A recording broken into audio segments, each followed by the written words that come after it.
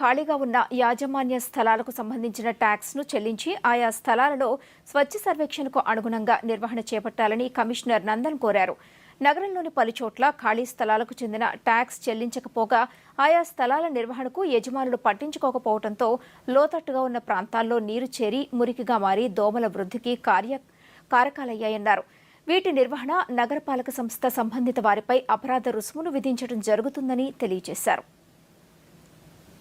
వారిపైన చట్టపరమైన చర్యలు తీసుకుంటూ వీరందరికీ కూడా వేకెంట్ ల్యాండ్ ట్యాక్స్ని ఇంపోజ్ చేసి ఉన్నాము. ఆయన వేకెంట్ ల్యాండ్ ట్యాక్స్ కట్టడం లేదు. అదేవిధంగా నోటీస్ బోర్డ్స్ కూడా అక్కడ డిస్ప్లే బోర్డ్స్ పెడుతూ ఉన్నాం. కాబట్టి ప్రజలందరూ ముఖ్యంగా ఈ వేకెంట్ ల్యాండ్ యజమానులు, ఖాళీ స్థల యజమానులు ఎవరైతే ఉన్నారో వారు మీ ఖాళీ స్థలాలను నీట్గా ఉంచుకోవడము, క్లీన్గా మెయింటైన్ చేయడము అది మీ బాధ్యత.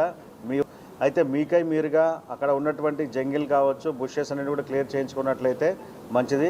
లేనిచో కార్పొరేషన్ అధికారులు వాటిని తొలగించి మీ మీద పెనాల్టీలు విధించి